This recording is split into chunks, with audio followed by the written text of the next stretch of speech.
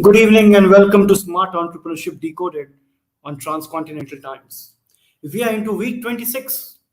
Time really flashes by, and tonight I have another Bangalorean. They say it's very difficult to find Bangaloreans in Bangalore or even Kannadigas in Bangalore. After all, they make up less than a quarter of the population. It's a privilege that in the last few weeks we found a few.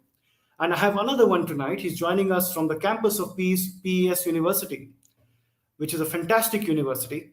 And he's an early stage investor as well as having spent a lot of time in corporate, has got rich background experience.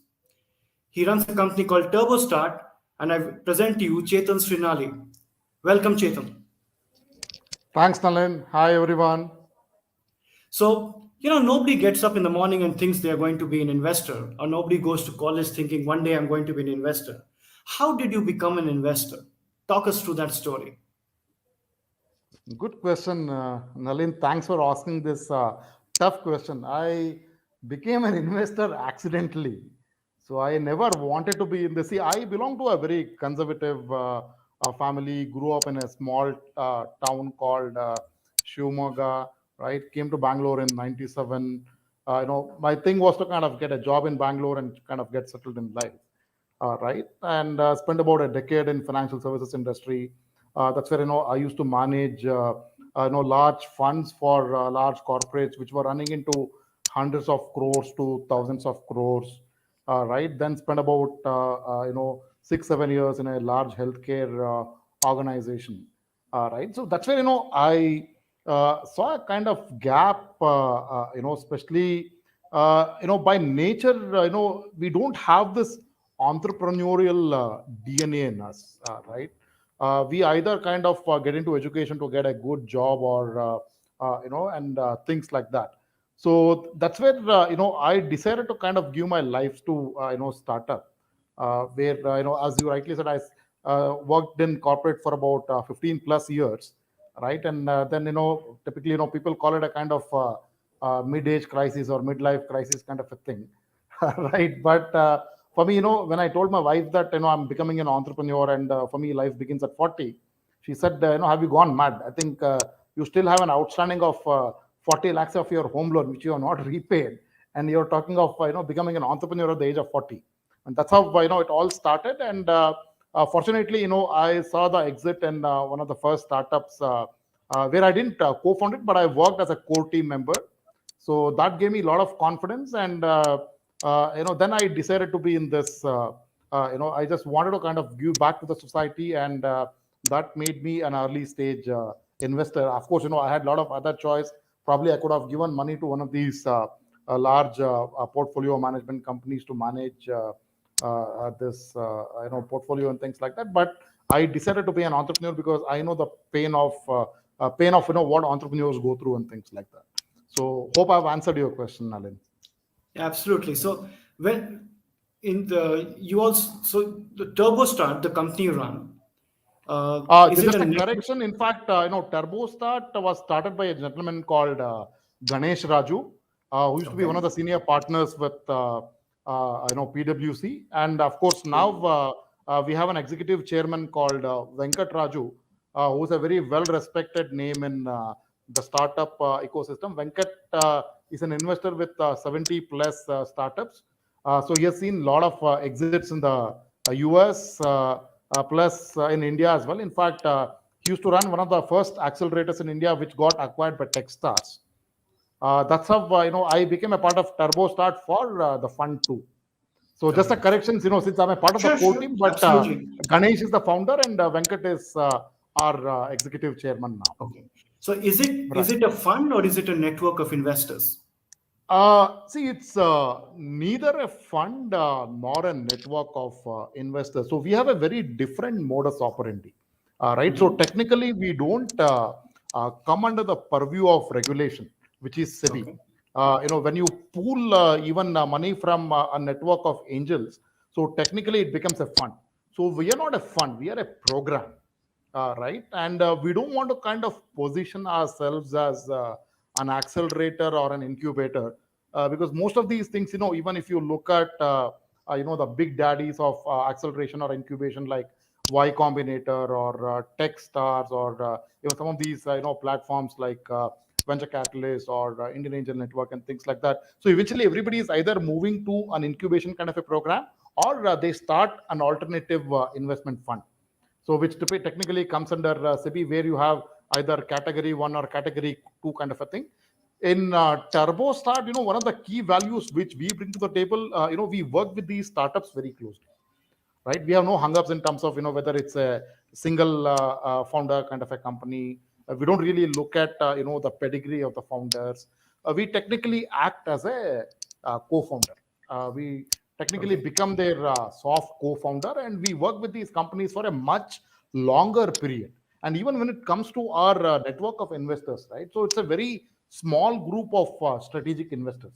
We are not like I'm raising, say, the first round, the fund one, where we have invested in about 18 companies. We have a very limited set of investors. It's not like a large network of angel investors. So we have, fortunately, Ganesh was heading family business vertical with PwC, and prior to that, he was leading the M&A practice. So he's very well connected with the CXO community. And as I spoke about Venkat, who's an investor with 70 plus startups, and he's also an IC of many of these funds in funds across the globe. So they had those required expertise and the connects. So we brought in certain like-minded people who became strategic investors, and it's not just we give money, right? We also work with them very closely in terms of product, technology, growth, both in terms of digital marketing as So, well as so it's a sales. very small select group of investors. You work with the Correct. co-founder virtually as Correct. an embedded team and help Correct. them to Absolutely. achieve scale or next round or whatever. Absolutely, absolutely, Nalin. And we follow a So, competition model wherein when we opened our first cohort, we had received little over 1,000 applications, and for the second cohort, we had received 1,500 plus kind of applications, out of which we have selected these 18 companies, and we have few of them have been incubated at Turbostart now. so what is the philosophy? How do you select? What is the philosophy behind these 18? What were you looking for? Yeah, that's a good question again, Nalin. See, we are pretty much a sector agnostic program.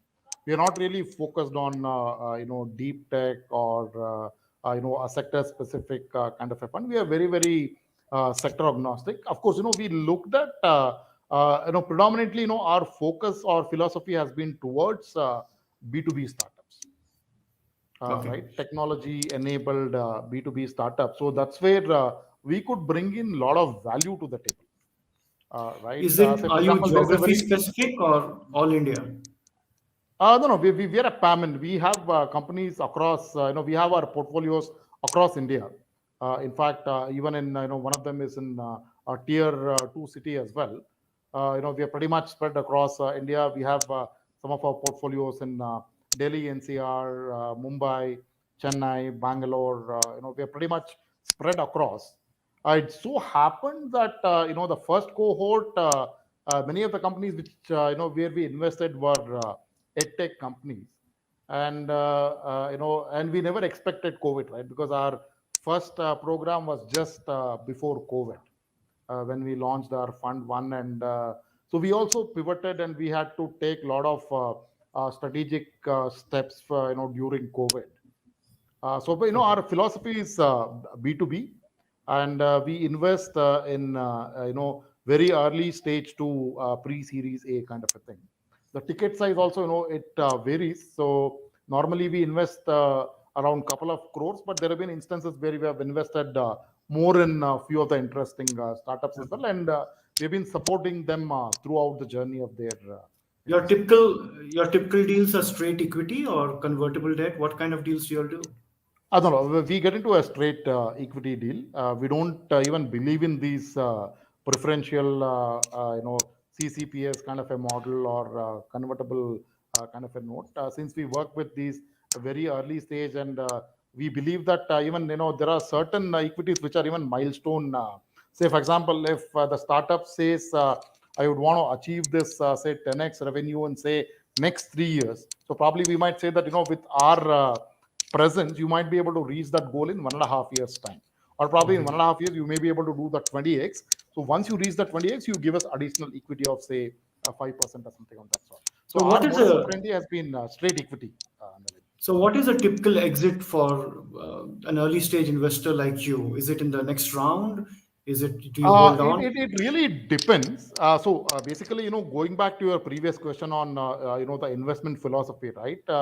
We look at, a short to medium term kind of an exit, right? Where ideally we would love to exit either during Series A or Series B kind of a thing. But since I was talking about one of the flagship portfolios of ours, a company called Ken 42, which is a unicorn in making now. So definitely, we would be participating even in the further rounds, and we would definitely like to stay invested. In fact, Ganesh is the CEO of that company, who's the founder of Turbostart. So imagine the level of commitment, and they're doing really well. So definitely, we would like to stay invested in such companies. And see, even out of these 18, there may be one or two low touch companies where founders are very strong, and they may not require our support for future rounds and things like that. There, with a decent valuation, we might decide to exit during Series A or Series B kind of a thing. Hope that answered So your a question. medium term exit time frame looks like what? 3 years, 5 years, 7 years? Yeah, What does it look like? three to 5 years is ideal. So even we all to tell our investors also, right? Since we work with very few strategic investors who are CXOs or from reputed family offices and things like that. Typically, when you invest in a normal fund, right? Say probably, or when you run a fund, you technically make money when you start your round. I mean, fund 5 or fund 6. So the gestation can be anywhere between 12 to 15 years when you invest in large VC funds. So this is one of the values, which we bring to the table as an early investor. So technically, So, the horizon can be 3 to 5 years. yeah. So Chetan, you are working from, you've seen the corporate side, you've seen the financing side from corporate side. You're Correct. seeing startups of all kinds from the investor view as well as an entrepreneur view when you work with them. Right. And very often we have so many books and mentors who tell you what not to do, which I believe is very easy to say to anybody in any walk of life. Let's talk about what to do. So when you work with all these entrepreneurs and you see some who are doing better than others, and if you remove the luck fluke chance element of it, what is it that successful or entrepreneurs do better? What are the one or two traits that you see in them that they do, which others don't? One of the traits, Nalin, I would think is definitely, the passion, right? How passionate they are. It's not just about, how deep is their technology expertise or, their intellectual bandwidth. I think, if I were to put it in 2 words, I look at, probably even rather 3 words: passion, focus, and dedication. A lot of people have a tendency to kind of get carried away when they see other opportunities, and they kind of try to pivot to other options rather than focusing on the core business, right? And we being a b2b focused, predominantly b2b focused, because of course we have a couple of portfolios which are in the b2c domain. uh, B2B also, when they come to us, and when they present to us, probably, when they see a carrot with some additional revenue to their stream, they would rather try to focus on those things. So that's where we want them to be focused on the core area where we would have got convinced, so that other idea may not be a very strategic pivot for them. So they may see that immediate revenue, but there are chances that it may be a case of penny wise and pound foolish. So sometimes they miss the big picture. So that's one of the reasons, focus is of utmost importance. One has to be very, very focused, right? And our bets has always been on the person, not on the tech or the business which they are in. So passion, focus, and So, dedication are the three things.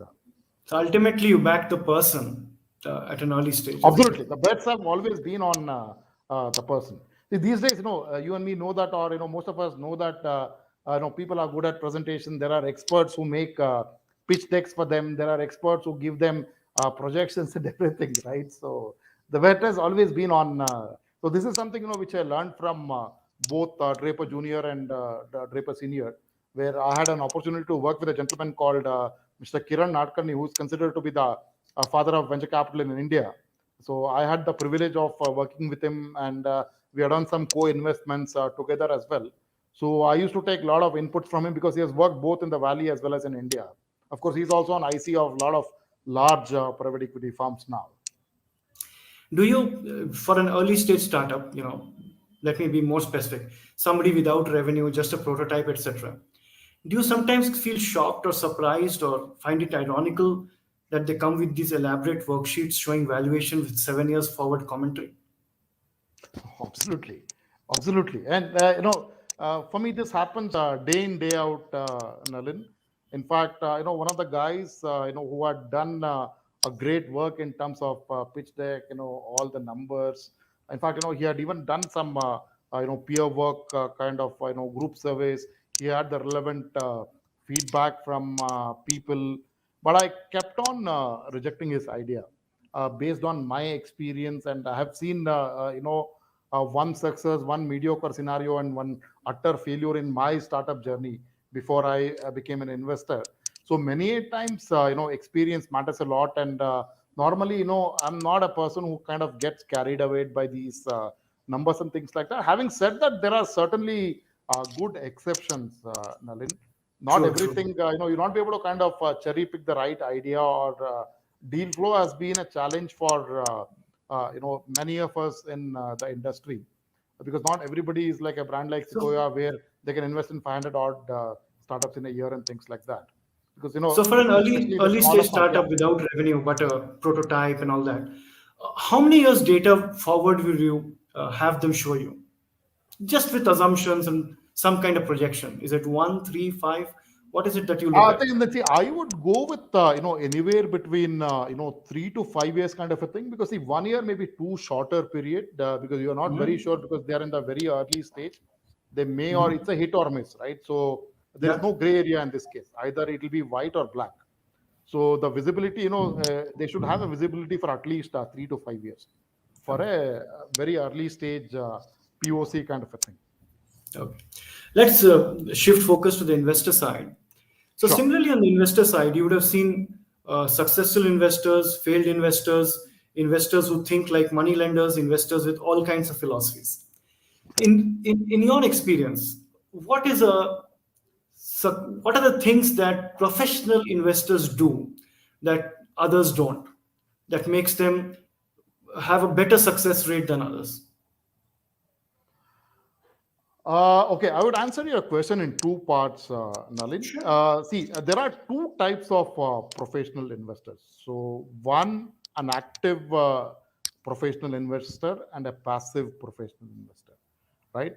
A passive professional investor would just give money and forget about it, because he's so convinced that he's sold on the idea, he's sold on the startup, he's sold on the people, right? And he's very sure that this idea is going to click. And a professional investor could be somebody like I spoke about Venkat Raju, right? So he's a professional and investor. He understands this domain very, very, and so that kind of investors are very, very rare to find. Maybe you would might find about less than 5% of the overall investment community, right? And when it comes to active investors, right, it could be some of those investors who have seen large exits in the recent past, or it could be CXOs of large companies, or even family offices. A lot of these large family offices look at investing in digital companies where they would want to play an active role.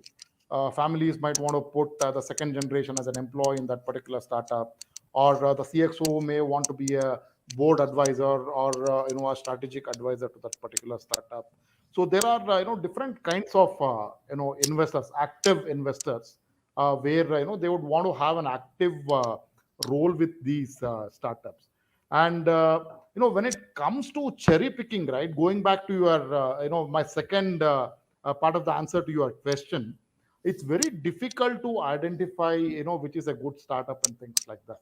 It's always, you'll have to spread the risk. A good investor is one where, if he has an investable surplus of say 10 crores, instead of investing in, one of particular two particular startups, if he spreads his risk across, say 20 startups in different domains, so I would call him a professional investor than somebody investing this 2 crores into a particular startup or one or two startups kind of thing, because the success rate with many of the VCs is very, very less. Touchwood, for us, there's been absolutely no mortality in last couple of years. Touchwood, all the companies are doing well, and about 4 to 5 companies are already ready for Series A kind of a funding. So this is the That's scenario. fantastic. Yeah. So as you constantly get bombarded by people pitching you ideas, etc., in the last, let's call it early stage post pandemic, in the Mhm. last 3 4 months, what are the kinds of industries you're seeing coming forward? Uh, See, one of the clear leaders or the industry which is in the pole position is education technology, right?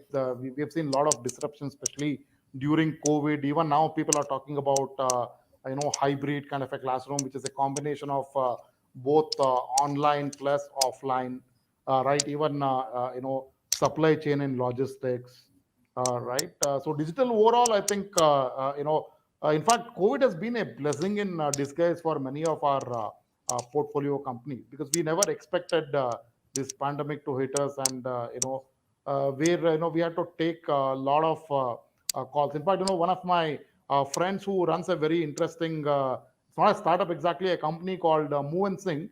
So they were the Mhm. global leaders in employee transportation business, both in terms of technology platform as well as an end-to-end kind of a full stack. That's what they call it. So they pivoted to a hybrid workplace model. So now they've rebranded Moving Sync into Work and Sync.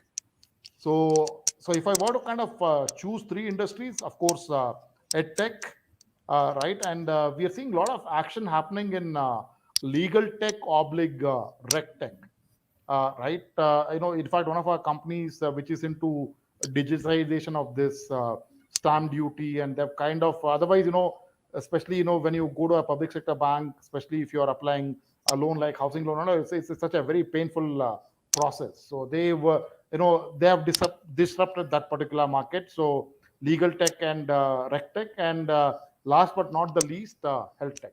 We've been seeing a lot of action happening in healthcare sector per se. It could be in terms of medical devices, the role of IoT in terms of remote monitoring or telemedicine.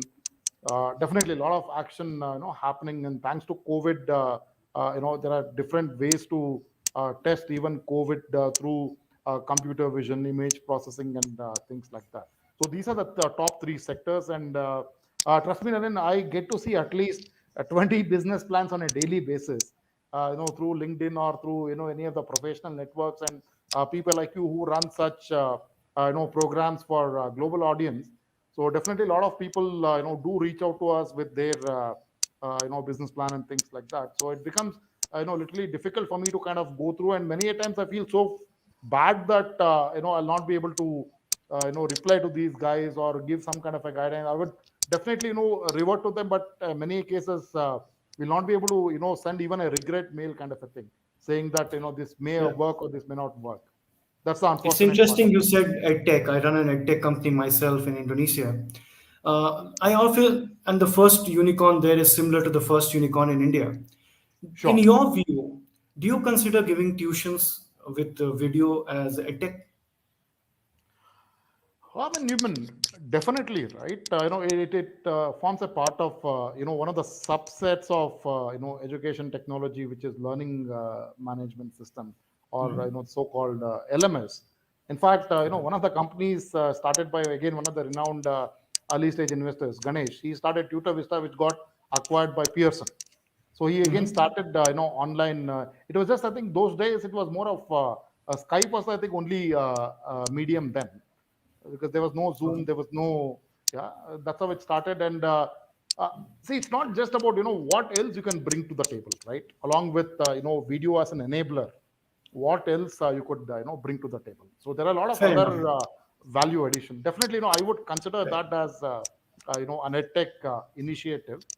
May not fair enough. form a part of the whole ecosystem, but definitely yes, Nalin. So we are coming to the end of our time. So I will. My final question to you is campus related because you're sitting on a campus, Right. and recently I met a company from that campus in Delhi, and they are in the space sector, and I was very impressed with them. Got it. So when you meet students on the campus Right. today, I mean, they are all on adrenaline, right? Correct. And for them, the world has just become an oyster. Everything is just hunky dory. What Right. advice do you give them? Because very often they think I start and I get funded. So, what advice do you give them that how to approach entrepreneurship? Got it. Maybe I'll just take a step back, Nalin. Sure, please do. See, here, unlike in the US or many of the European countries, there is a clear disconnect between corporate and campuses. Right? For corporate, campus relation is mainly to get talent, right? And Yes. they don't really encourage. Most of the colleges don't really encourage entrepreneurship per se. But I'm also an alumnus of PS, IT, and I get involved in a lot of these activities where I was a judge for jury for one of the hackathons which happened in the recent past. So my thing is, look at solving some real problems, because even here at PS, we encourage people right from first semester to get into this entrepreneurship kind of. In fact, there are so many people in third sem, fifth sem who are running their own startups at Pesu Labs, which is run by a gentleman called Suresh Narasimha. He also owns a fund called Co-Create Ventures. So I mean, we both Suresh and I, we advise these guys that you address some real problem. Don't look at any of the success stories like what Byju's is doing now or what other unicorn is doing. Don't try to copy the thing, but look at solving some real problems, because our generation is different and millennials are different. Right? So they may see our problems as not as a problem at all for them, right? So, and they have different challenges now, in the current scenario due to pandemic or for different reasons. So I would suggest you look at solving some real problems. Don't worry about funding and things like that. So if you are able to kind of solve a good problem through technology or a good idea, I think you're definitely going to succeed. That's very sound advice. And similar to what I say, find a large enough problem to solve for that people will pay for the solution. There are a lot Absolutely. of problems, a lot of big problems where people are not willing to pay for the solution. So, Chetan, Absolutely. it has been an absolute delight to have you on the show. Your insights were fantastic. The My work you're pleasure, doing, Nalin, and thanks for the the things you said opportunity. about were very practical and very real because you're so close to the situation. Thank you very much, and I wish you the very best. Thank you Thank so you. much. Great to be a part of this event, Nalin. Thanks for the opportunity again. Bye bye. Thank you. Bye, Bye. everyone.